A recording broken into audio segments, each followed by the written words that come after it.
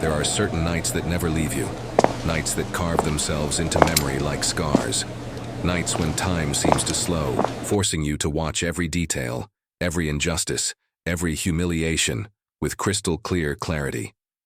For Special Agent Maya Johnson, that night began not with flashing lights or gunshots, but with something deceptively ordinary: the end of a long shift.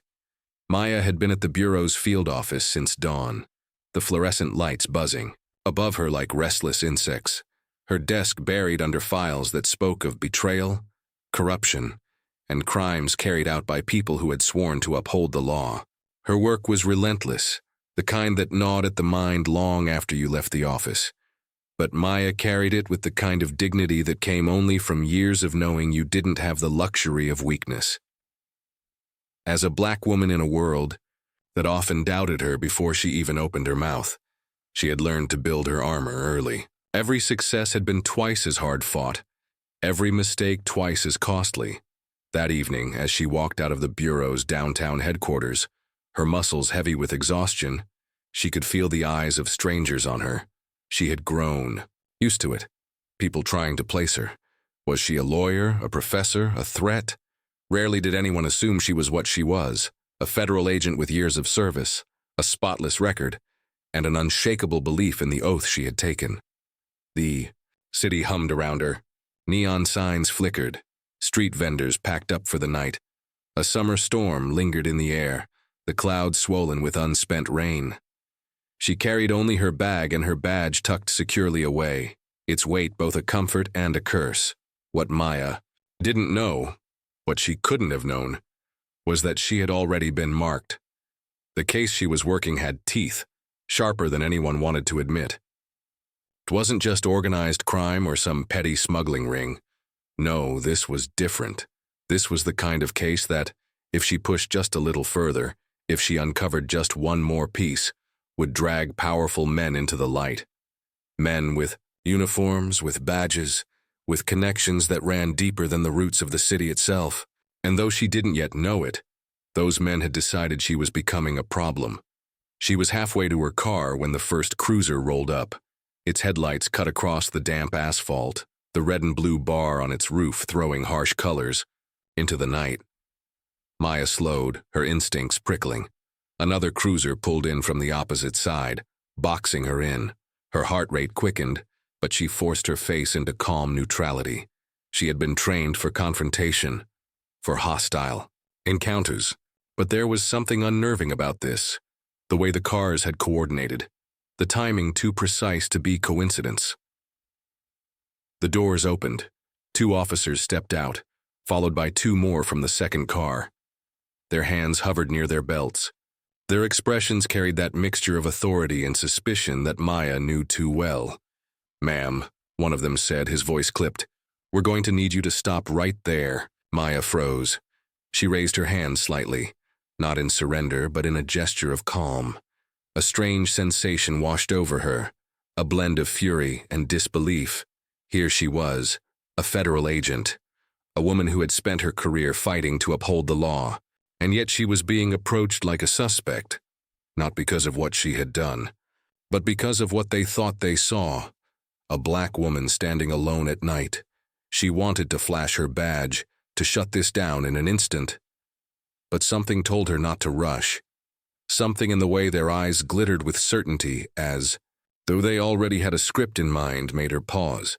"What's the problem, officers?" she asked, keeping her tone even. "Step away from the vehicle," one ordered. "Hands where we can see them." Maya's blood boiled, but she moved carefully, deliberately, keeping her hands raised. She could feel the weight of the moment, pressing down on her chest. She knew what the headlines could read if this went wrong. She knew how many stories had started this way, with commands barked in the dark, with suspicion replacing truth, with black bodies lying still on cold pavement. As she stepped forward, another officer moved behind her, too close, his hand brushing the cuff at his belt. That's when Maya's training screamed in her head. This wasn't just a stop, this was an arrest, but for what? "Am I being detained?" she asked, her voice firm. No answer. Instead, the officer nearest to her reached out. Maya flinched back. Her body tensed, She was an agent, not a suspect. She was armed, though her weapon was holstered and untouched. But she knew how quickly things could escalate. And in that split second, she made a choice. She pulled her badge from her bag and held it up high. Special Agent Maya Johnson, FBI. The air seemed to crack. The officers froze, their eyes flickering, with something sharp. Not the shock she expected, not the embarrassment of a mistake made, but something darker. They knew, and yet, instead of stepping back, instead of apologizing, the officer in front of her sneered. "Doesn't matter who. You are," he said. "You're coming with us." The words hit Maya like a punch. This wasn't a misunderstanding. This wasn't bias or ignorance. This was deliberate. Her mind raced. Who had sent them? What did they want? She backed toward her car, her badge still. "Gizd, you don't have the authority." But before she could finish, the one behind her lunged. His hand clamped around her wrist, cold steel flashing in his other hand. The cuffs. Time slowed. She twisted instinctively, her bureau training kicking in. The cuff clattered to the ground, her body spinning free for just a moment. She could hear her own breath like thunder in her ears, her pulse roaring. And then, a voice cut through the bay, chaos, deep, commanding. "What the hell do you think you're doing?" Everyone froze. Maya's eyes snapped to the source. A figure was approaching from the far end of the street, tall, broad-shouldered, his silhouette sharp against the glow of the streetlight. His tone carried weight, authority that seemed to ripple. Through the air, the officers stiffened. One of them muttered something under his breath. Maya stood, chest heaving, wrist burning where the cuff had nearly closed around it. Her badge still gleamed in her raised hand. The man stepped closer, the light finally spilling across his face. And when Maya saw who it was, her heart stopped. Because this wasn't just some bystander. It was someone she knew. Someone she never expected to see here, in this moment. Someone whose presence would change everything. If you enjoyed the video, don't forget to like it, subscribe to the channel, and share your thoughts in the comments. For a moment, the world seemed to stop breathing. The storm clouds above the city pressed lower, the air thick and heavy, as the figure moved closer. The officers who had moments earlier wielded their authority like a blunt weapon now shifted uneasily. Their bravado wavered. Their eyes flickered between Maya and the man approaching, as though suddenly aware that the script had changed. Maya's heart hammered in her chest. She recognized him even before his face came fully into the light, and the recognition sent a jolt through her body. It was Director Alan Whitmore, head of the Bureau's regional office, her superior, her commanding officer. But what was he doing here, in the middle of this street, at this exact moment? Director Whitmore wasn't a man who stumbled into situations. Every move he made was deliberate, calculated. His reputation was built on it. To see him stride toward her now, his jaw tight, his eyes burning with controlled fury, was both a relief and a puzzle. "What the hell is going on here?" he demanded, his voice booming across the space. The officers stiffened like cadets caught breaking formation. One of them opened his mouth, fumbling for words. But Whitmore didn't give him the chance. "You lay one more hand on her," he barked, pointing directly at the cuffs that still glinted on the ground. "And I swear you'll be answering for it before dawn." The tension rippled like electricity. Maya stood frozen, her wrist aching, her badge still raised in her trembling hand. She wanted to speak, to explain, to assert her own authority. But something in Whitmore's tone told her to hold her tongue. This wasn't the time to remind these men that she could fight her own battles. Not when the situation teetered, so close to breaking into violence. The officer nearest to her, the one who had nearly locked the cuff, cleared his throat. "Sir, we had reason to believe." "Reason to believe what?" Whitmore cut him off. His voice was cold now, measured, the kind of tone that sent chills down the spine. "That a federal agent walking to her car after a 12-hour shift is somehow a criminal? That her badge means nothing to you?" Silence. The storm above rumbled faintly, as if echoing the growing tension. Maya finally lowered her hand, slipping her badge back into her bag with steady, deliberate movements. Inside, her emotions warred. Relief that Whitmore had arrived, fury that she had needed rescuing in the first place, and confusion about why these officers seemed so intent on treating her as a suspect. But beneath all of that, another question gnawed at her. Why was Whitmore here? He stepped closer to her now, placing himself directly between Maya and the officers. It wasn't just protection. It was a statement. His presence was a wall they couldn't breach. "Get back in your cruisers," he ordered. "Now." The officers hesitated. Defiance flickered in their eyes. They weren't used to being dismissed like this, especially not in front of the person they had been trying to cuff. One of them opened his mouth again, but Whitmore's glare shut it just as quickly. "Do you want me to call your captain?" he asked, his voice quieter now but sharper, deadlier. "Or do you want to walk away while you still can?" The silence stretched for several seconds. Finally, grudgingly, the officers turned. Boots scuffed against the pavement, doors slammed. Engines roared to life. The two cruisers pulled away, their red taillights vanishing into the night until only the lingering echo of their departure remained. For the first time in what felt like hours, Maya exhaled. But the relief was short-lived. Whitmore turned to her, his eyes heavy with something she couldn't quite read. It wasn't just concern, it was urgency. "Are you all right?" he asked, his voice lower now. She nodded slowly, though the adrenaline still surged through her veins. "I'm fine," she managed, though her throat was tight. He studied her face for a moment, then his gaze drifted to her wrist where the cuff had nearly closed. Anger flickered there, raw and unguarded. That should never have happened. "No," Maya agreed, her voice sharper now. "It shouldn't have." They stood in the dim light, the storm above them threatening to break at any moment. For a few long seconds, it was just the two of them. Two agents bound by duty but divided by questions. Neither had spoken aloud. Finally, Maya asked the question that had been gnawing at her since he first appeared. "What are you doing here?" Whitmore didn't answer right away. His jaw clenched, and his gaze flicked toward the empty street, as though calculating how much he could reveal. Then he looked back at her, his eyes steady but heavy. "You're not safe, Agent Johnson," he said quietly. "Not anymore." The words chilled her more than the night air. "What do you mean?" Whitmore glanced around once more, then stepped closer, his voice dropping even lower. That wasn't a random stop. They weren't out here by coincidence. Someone sent them. The storm broke then, a sharp crack of thunder splitting the sky as rain began to fall in heavy sheets. It drenched them instantly, plastering Maya's hair to her face, soaking Whitmore's suit. But neither of them moved. "Sent by who?" Maya demanded, her voice rising against the roar of the rain. Whitmore's eyes bored into hers. "By the very people you've been investigating." The words hit her like lightning. The files she'd been poring over, the names she'd been circling, the connections she had begun to uncover. It all rushed back to her. Corruption. Badges bought and sold. Justice twisted until it served power instead of truth.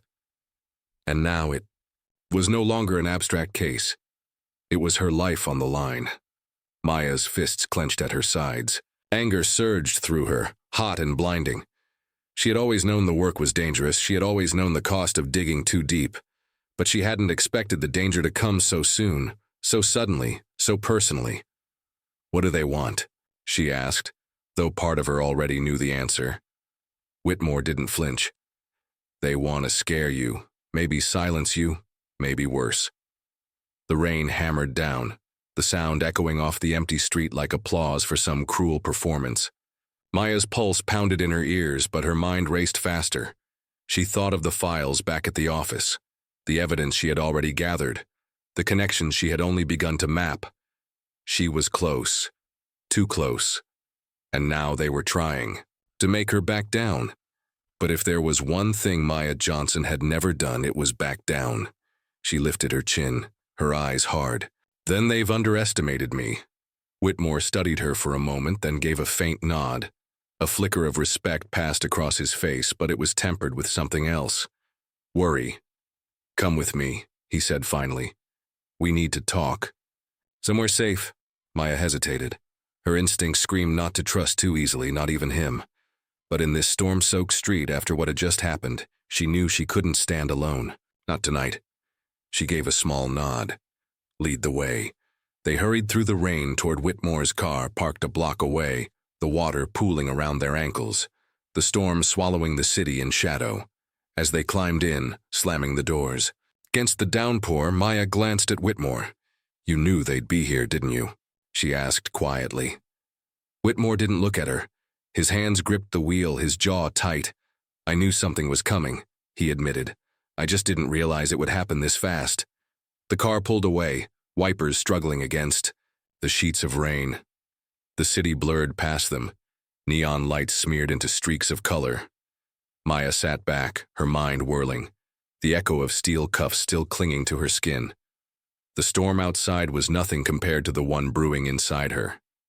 And she knew, with a certainty that made her stomach twist, that tonight was only the beginning.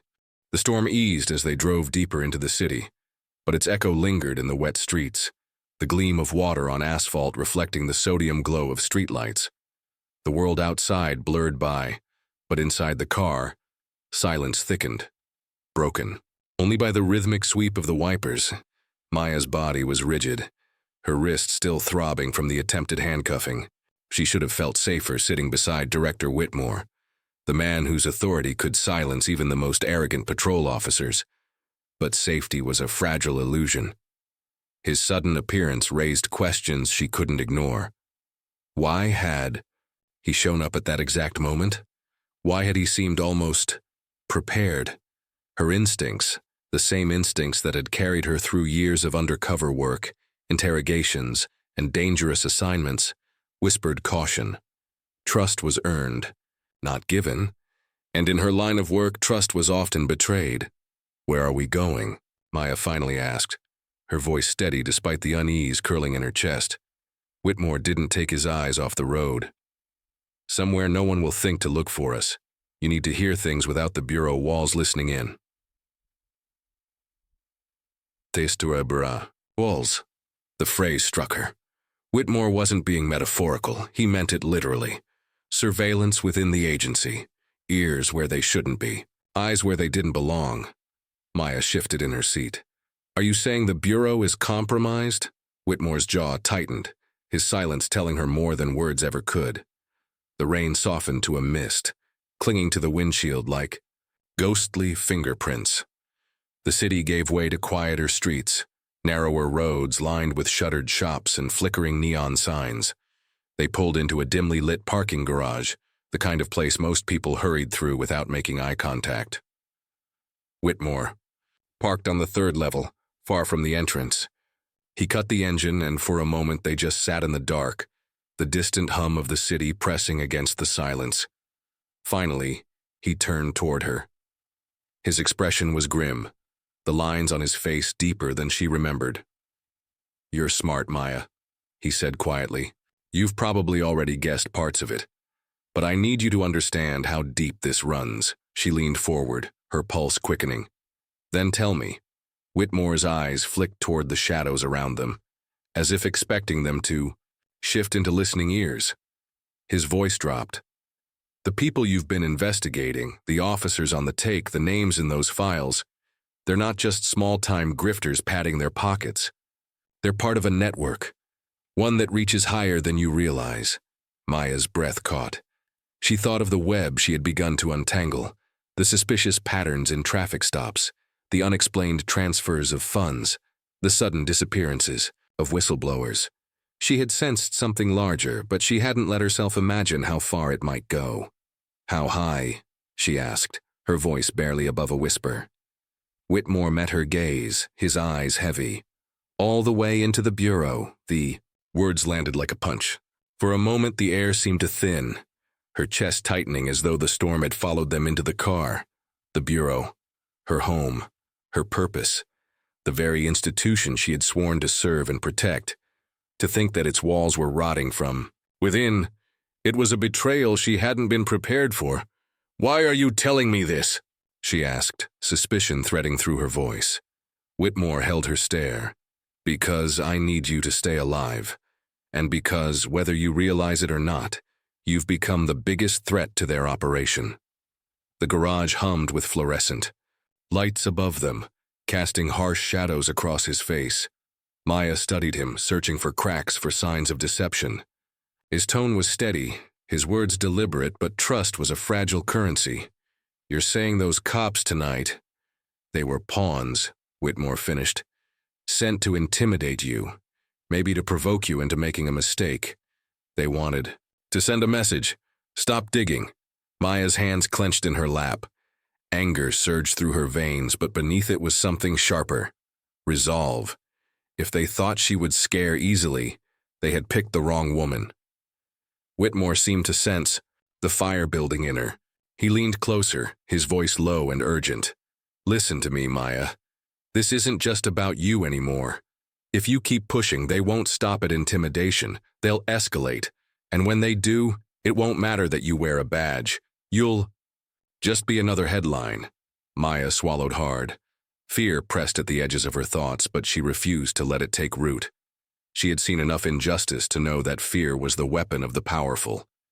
And if she gave in to it, she would already have lost. "What do they want to protect so badly?" she asked. Whitmore's eyes darkened. Money, power, control, the oldest motives in the book. But what makes this dangerous is who's involved. We're not talking about a few corrupt cops or low-level bureaucrats. We're talking about people with influence, people who can bury evidence, silence witnesses, make agents disappear. His words hung heavy in the air. Maya's thoughts raced. She remembered the names she had circled in red, the anomalies in reports, the whispers that never made it into official files. She thought of colleagues who had transferred suddenly, who had stopped answering calls, who had faded from the bureau, like ghosts. The pattern was there. She had just never dared to trace it to its conclusion, until now. She straightened, her eyes hard. "Then I can't stop. Not now. If I walk away, they win." Whitmore's gaze lingered on her, unreadable. For a moment she thought he might argue, might order her to back down. But instead he nodded slowly, a shadow of respect flickering across his face. "I figured you'd say that," he said quietly. "Which is why I need to show you something." He reached into his coat, pulling out a slim leather folder. He handed it to her without another word. Maya opened it cautiously, the dim garage light illuminating the contents. Inside were photographs, grainy surveillance shots, blurred images of meetings in parking lots, handshakes exchanged in alleyways.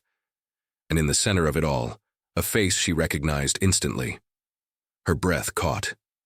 It was Assistant Director Caldwell, one of the highest-ranking officials in their division, a man whose reputation was built on integrity, whose speeches about justice and honor were quoted in training manuals. But here he was, captured in frame after frame, meeting with men Maya knew from her files, men tied to dirty money, illegal shipments, unexplained disappearances. Her stomach turned. "Caldwell?" she whispered. Whitmore's voice was grim. "He's at the center of it, and he's not working alone." The weight of the revelation pressed down on her. Caldwell wasn't just a superior. He was a mentor, someone who had once vouched for her, who had spoken of her potential with pride. To see his face among criminals felt like a betrayal carved into her very bones. Her fingers trembled slightly as she closed the folder. "Why are you showing me this?" "Because you need to know the stakes," Whitmore said. "If Caldwell finds out how close you are, he won't hesitate. He'll burn everything in his path to protect himself." Maya's pulse thundered in her ears. The world seemed to tilt, her trust in the institution she had devoted her life to cracking like fragile glass. But beneath the shock, beneath the betrayal, a fire sparked. If Caldwell thought he could use her badge, her bureau, as a shield for his corruption, he was wrong. Dead wrong. She met Whitmore's gaze, her voice steady despite the storm inside her. "Then we take him. Down!" For the first time that night, Whitmore's lips curved into the faintest trace of a smile, not of joy, but of grim agreement.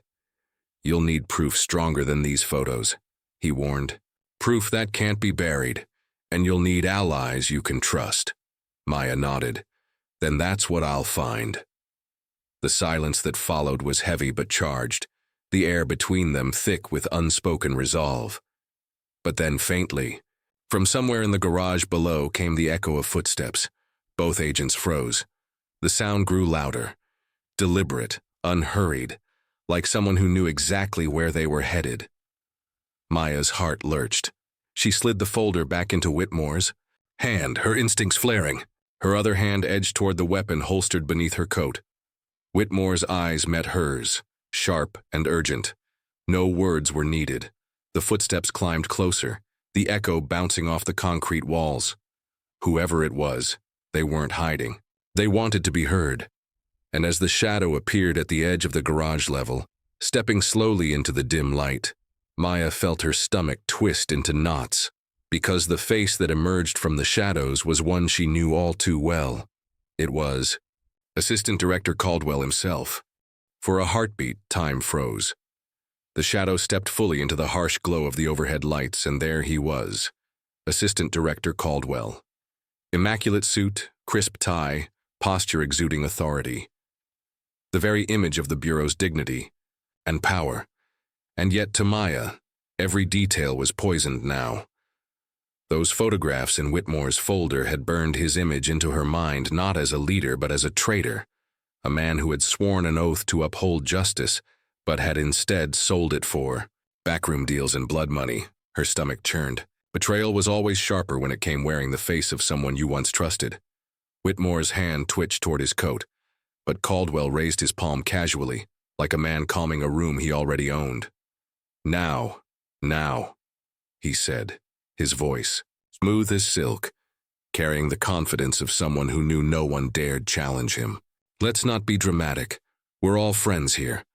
But Maya could hear it, the undercurrent beneath his words, a quiet threat wrapped in a velvet glove. The garage seemed to grow smaller, the air tighter. Caldwell's eyes locked on Maya, steady and cold, as though Whitmore was an afterthought. I expected better from you, he said, disappointment dripping from his tone. Running around with folders you don't understand, talking to people you shouldn't. Do you have any idea what kind of danger you're walking into? Maya's pulse quickened, but she didn't flinch. She wouldn't give him the satisfaction. I know exactly what I'm walking into, she said in her mind, though her lips stayed pressed shut. A confrontation here, now, would be suicide. Caldwell took a few steps closer, his polished shoes echoing in the concrete cavern. He moved slowly, deliberately, the way a predator circles prey. Whitmore shifted slightly, his voice low and edged with steel. What do you want, Caldwell? Caldwell's gaze flicked to him briefly, then returned to Maya as though the question were beneath his notice. I want to prevent unnecessary mistakes, promising agents throwing away careers, directors wasting their reputations chasing shadows, that sort of thing. He smiled faintly, but there was no warmth in it. Maya, you've always been one of the Bureau's brightest, resilient, sharp. You've endured things most wouldn't survive, but ambition can blind even the strongest. You're standing on the edge of a cliff and I'd hate to see you jump. Maya clenched her fists beneath the table of shadows in her lap. Every instinct screamed to confront him, to demand answers, to throw his hypocrisy in his face. But instinct also told her that Caldwell was not here unarmed, not of weapons, but of leverage. He wouldn't show himself unless he had a net ready to catch him if things went wrong. Her silence seemed to please him. He took another step forward. You've seen things, yes. Heard whispers, dug in places you shouldn't. But what you think you have? Inadmissible, useless.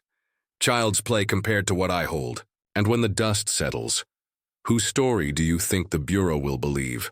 A decorated assistant director with decades of service, or an impulsive agent with a history of insubordination? The words struck like darts, precise and cruel. Maya felt the heat rise in her chest, a fury clawing to break free. But beneath it was something colder, clarity. This was how power operated, not with open threats, but with quiet corruption, with the confidence that institutions bent toward those who controlled them. Whitmore's voice cut through the tension, steady and firm. "You're exposing yourself, Caldwell. You shouldn't even be here." For the first time, Caldwell turned his full attention to Whitmore. His smile thinned. "Oh, Roger. Still playing the noble guardian, are you?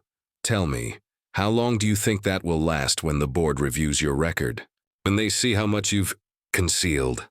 Whitmore's jaw tightened, but he didn't respond. And in his silence, Maya sensed truth. There was history here. Caldwell wasn't just a threat to her. He held something over Whitmore, too. The realization twisted the ground beneath her. If Caldwell controlled the narrative, then Whitmore's sudden appearance at the roadside, his insistence on secrecy. Had he been protecting her or protecting himself? Caldwell stepped even closer, his shadow falling across her. His voice softened, low enough that it felt like a private exchange. "This doesn't have to end badly for you, Maya. I can make this disappear. No charges, no hearings, no messy questions. You keep your badge, your career. All you have to do is stop asking the wrong questions." The offer slithered into her ears, oily and seductive. A lifeline wrapped in chains. Maya's mind raced. Accepting would buy her safety, and for now. But it would also mean becoming complicit. Another cog in the machine that destroyed lives and buried truth. Declining would mark her as a target, painted, bright red for anyone in Caldwell's web to aim at. The weight of the decision pressed down on her chest, threatening to crush her. And then, faintly, she heard it. Not from him, not from Whitmore, but from deep inside herself. The voice that had guided her through every dark night, every injustice, every time someone had told her she didn't belong. "You've come too far to turn back." Caldwell's hand slipped into his coat. For an instant, Maya's muscles tensed, ready for the glint of a weapon. But what he drew out was worse. A flash drive. He held it delicately between two fingers, his eyes gleaming. "Proof," he said softly. "Everything you think you know and everything you don't. Files, recordings, names that would make your blood run cold. All of it. But the thing about proof..." He twirled the drive once, casually, like a man playing with destiny. "Is that it belongs to whoever controls it." Maya's breath caught. If that drive held what he claimed, it wasn't just leverage, it was a detonator. Evidence strong enough to bring down entire factions of corruption, or bury them forever depending on whose hands it rested in. Her gaze flicked to Whitmore. His eyes were locked on the drive, his expression unreadable. But his hand flexed ever so slightly, the hand closest to his weapon. Caldwell noticed too. His smile widened. "Careful, Roger. You wouldn't want to make a scene." The parking garage hummed with silence. Every second stretched taut.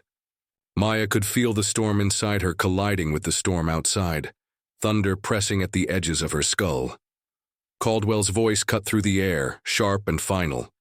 "So, Agent Harris, the choice is yours. Walk away now, keep your career, your safety, your life.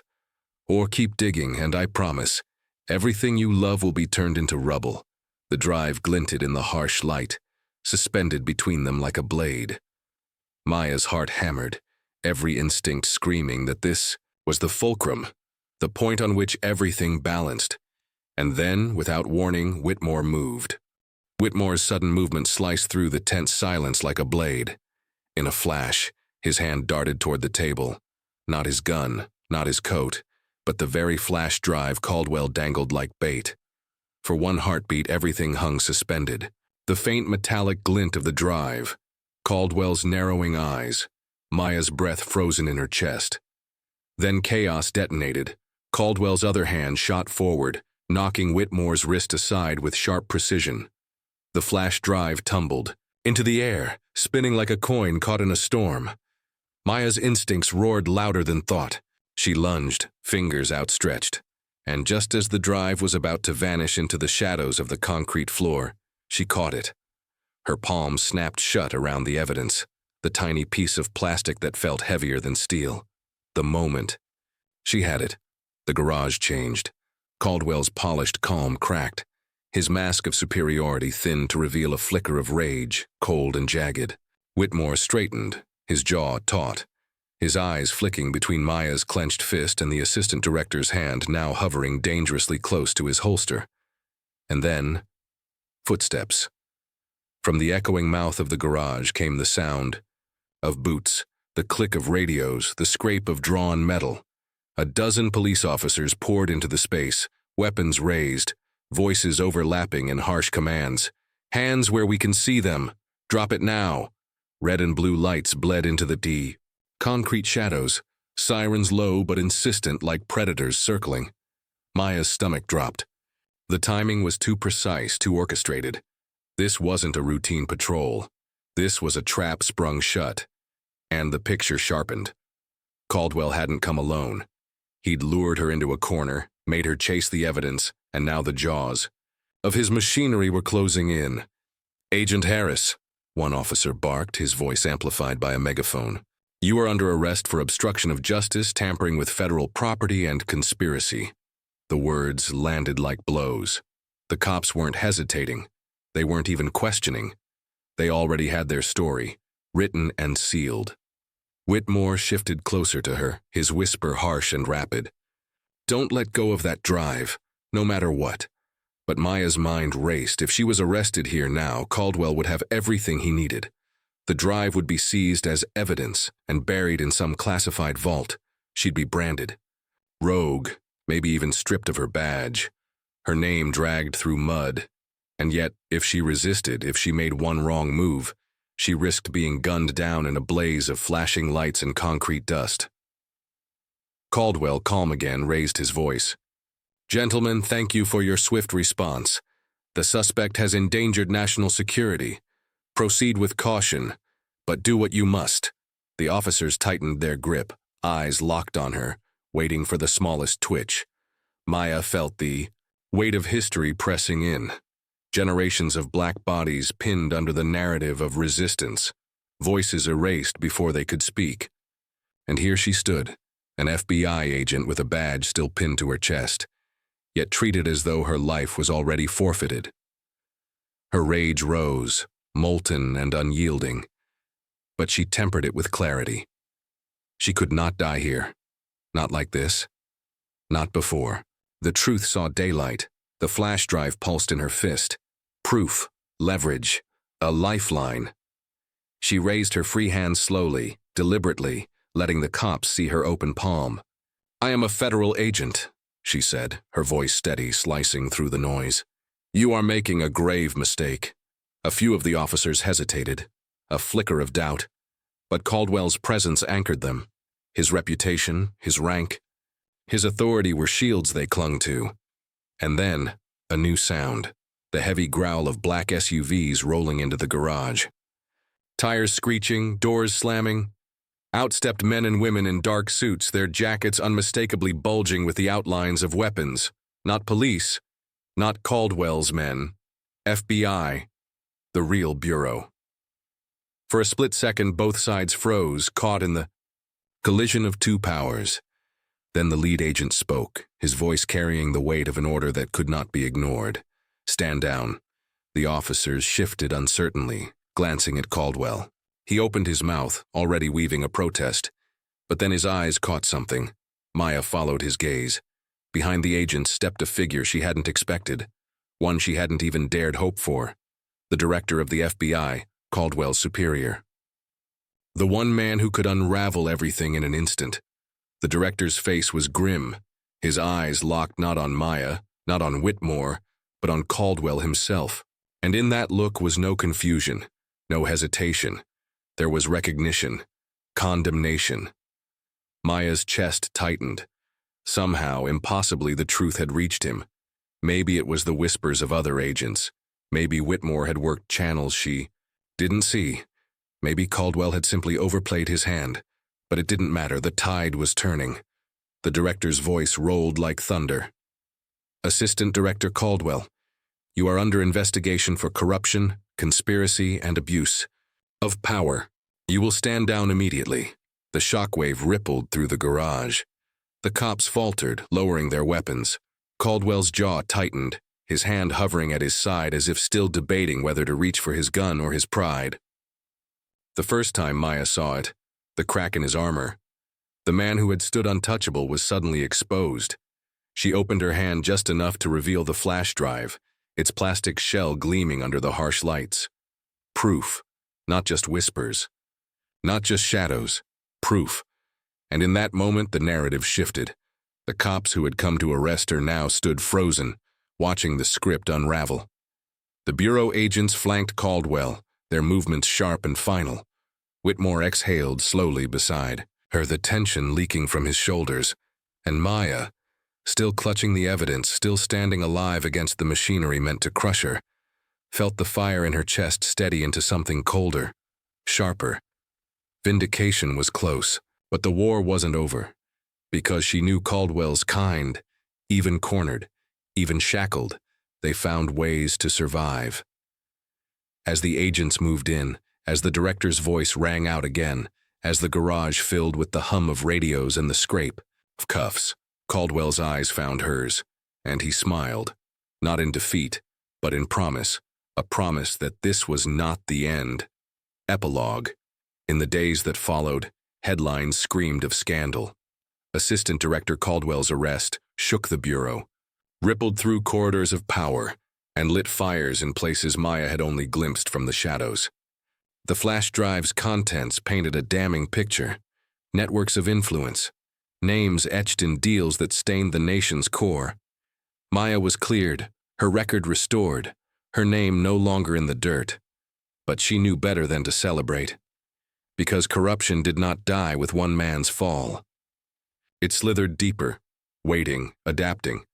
And as she stared at the city skyline one quiet night, badge heavy on her chest, Maya understood what the twist truly was. The twist wasn't Caldwell's betrayal. It wasn't the cops' attempt to arrest her.